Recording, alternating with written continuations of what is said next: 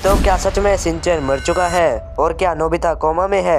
क्या सच में Tom and Jerry ने सुसाइड कर लिया था? तो गाइस यार, अपने बचपन में कार्टून तो हम सभी ने देखे हैं, लेकिन इन कार्टून्स के पीछे ऐसी डार्क थ्योरीज छिपी हैं जिन्हें जानकर तुम्हारे होश उड़ जाएंगे, क्योंकि ये थ्योरीज बहुत ही ज्यादा डार्क और क्रीपी हैं। तो वीडियो तो काफी ज्यादा इंटरेस्टिंग होने वाली है, तो एक लाइक जरूर कर देना। चलिए स्टार्ट करते हैं हमारे फेवरेट कार्टून शिनचैन नुहारा से। भाई तुम में से शायद ही कोई होगा जिसने अपने बचपन में इस मजेदार कार्टून को ना देखा हो, जिसमें हम स्कूल से आते ही बैग फेंक कर सिर्फ शिनचैन देखा करते थे, जिसमें शिनचैन के लेम जोक्स और फनी डांस के तो क्या ही कहने थे, जिन्हें देखकर हम बहुत ही ज्यादा हंसते थे। लेकिन क्या तुम्हें पता है कि शिनचैन असल में मर चुका है? दरअसल एक जापानीज थ्योरी के अनुसार शिनचैन ने अपनी बहन हिमामारी को बचाते हुए अपनी जान दे दी थी।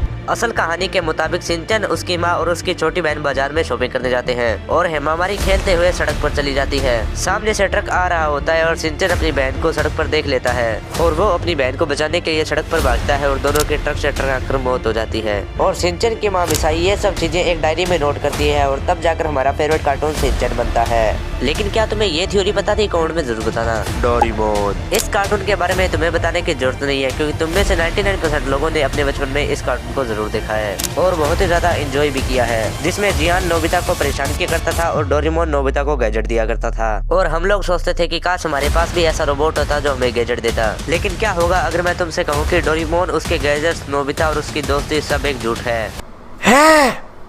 जी हाँ, मैं सच बोल रहा हूँ। एक थ्योरी के मुताबिक नोबिता का एक्सीडेंट हो चुका है और नोबिता कोमा में चला गया है। उसका दिमाग एक परफेक्ट दुनिया बनाने लगता है जिसमें उसका बेस्ट फ्रेंड डोरेमोन होता है, जहाँ हर प्रॉब्लम का सोल्यूशन मिल जाता है और डोरेमोन उसे गैजेट्स भी देता है, जहाँ उसके कुछ अच्छे दोस्त भी होते हैं जैसे जियान, सुनियो, शिजुका और डेकिसुगी।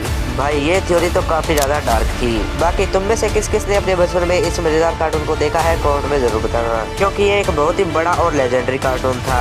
काश मेरे पास भी डोरेमोन जैसा एक रोबोट होता। Oggy and the cockroaches. Oggy and the cockroaches तो तुम्हें जरूर याद होगा, क्योंकि हमारे बचपन में हर किसी ने इस लेजेंडरी कार्टून को देखा है। क्योंकि हमारे बचपन में हमारा सिर्फ एक ही काम होता था, दिन भर पड़े रहते थे और सिर्फ कार्टून देखते थे, जिसमें ओगी का वो अनएंडिंग वाला घर और जैक। ये बात तो सच है कि जैक सच में दुनिया का पापा था। लेकिन क्या होगा अगर मैं तुमसे कहूँ कि ओगी एंड द कॉकरोचेस में हमने जितने भी कैरेक्टर्स देखे हैं वो ओगी की सिर्फ इमेजिनेशन है? जी हाँ, ये सब ओगी की एक इमेजिनेशन है।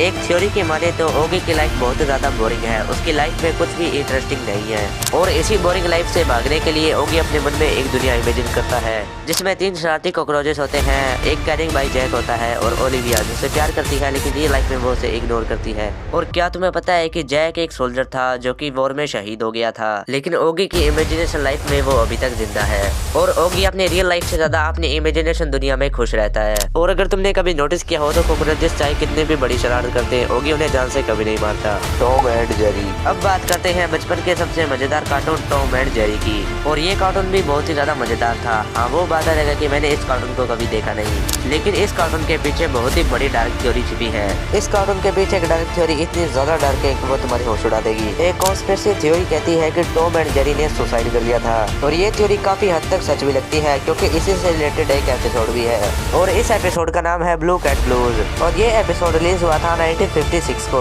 हमेशा तो टॉम जेरी के पीछे भागता है, लेकिन इस एपिसोड में वो एक कैट के प्यार में दीवाना हो जाता है। वो उसे हर वो चीज खरीद कर देता है जो उस कैट को पसंद होती है। वो अपने सारे पैसे उड़ा देता है उस कैट को खुश करने में, लेकिन लास्ट में क्या होता है, उसे धोखा मिलता है और वो कैट एक अमीर बिल्ली के साथ चली जाती है और टॉम सैड होकर घर आ जाता है।